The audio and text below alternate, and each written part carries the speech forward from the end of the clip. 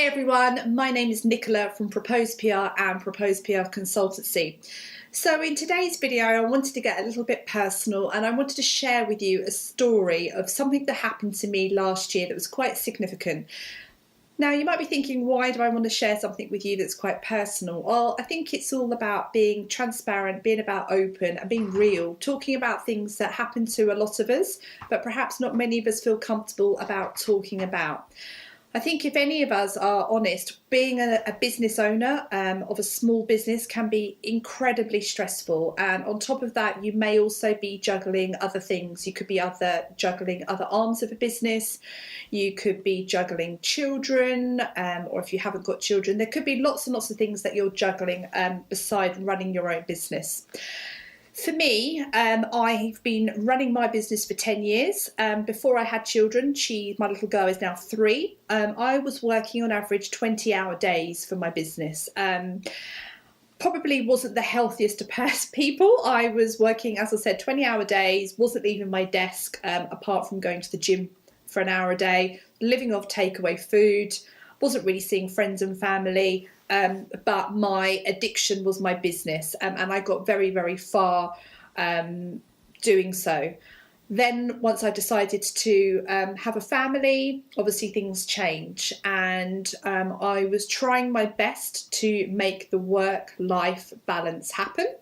But as a result of my health, and October last year, I really was not feeling myself, and many of you might be nodding as you're listening to this, but for me it was finding everything a chore, foggy brain, no energy, living off caffeine, not necessarily junk food dieting. For me, when I get stressed, I forget to eat, so I wasn't eating properly, wasn't feeling good, had trouble sleeping, insomnia, was really withdrawing from social settings because I just didn't have the energy or the enthusiasm.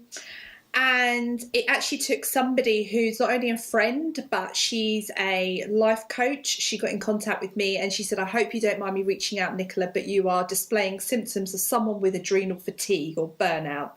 And it's something that I've heard about. I've heard about other people having sort of burnout. I thought it only happened, in my opinion, to people that possibly worked in the city, really, really, really long hours, combine that possibly with partying, not taking good care of themselves. And I said this to my coach and she said, but that's what you're doing. You're not doing the partying, but when you're not working, you're a full-time mum, you're a mum. And yeah, it really kind of hit home that virtually someone who was a bit of a stranger could see this. So I sat down with this person and I went to see nutritionists, homeopath, acupuncturists, a whole team of kind of health people who all confirmed the same thing. I was suffering from burnout. So that was on the back of a very, very busy time for both arms of my business. I had an extremely successful year last year, one of my most profitable years to date. And I launched, as I said, the consultancy arm of my business. But as you can see, it was at the detriment of my health.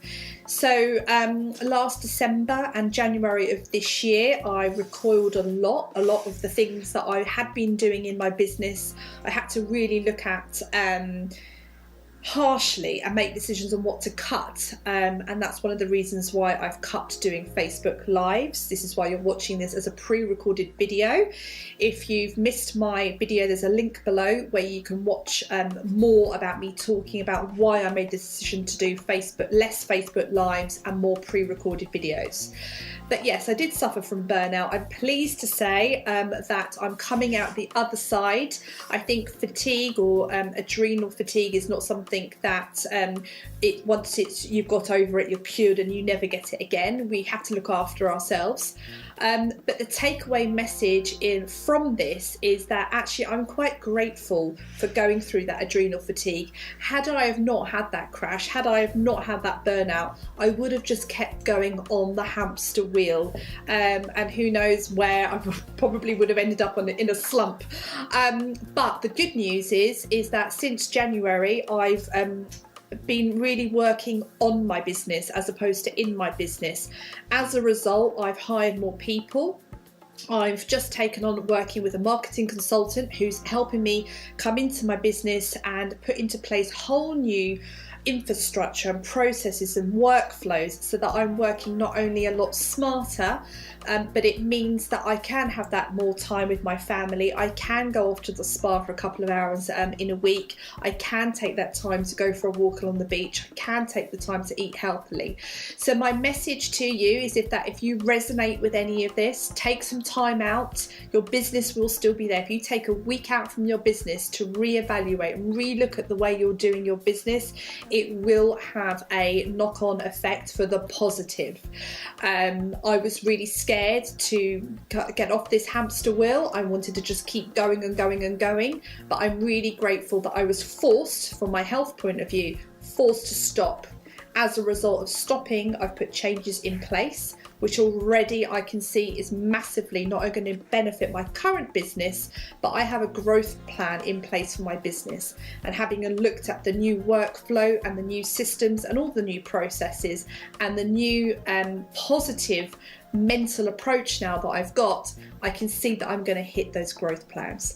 So it's something I wanted to share with you. If anyone has their own personal burnout story that you'd like to share or talk about, or if you need any advice on the matter, if you want to talk privately, leave a comment below or feel free to send me a direct message. But thanks for listening, guys. Have a great day.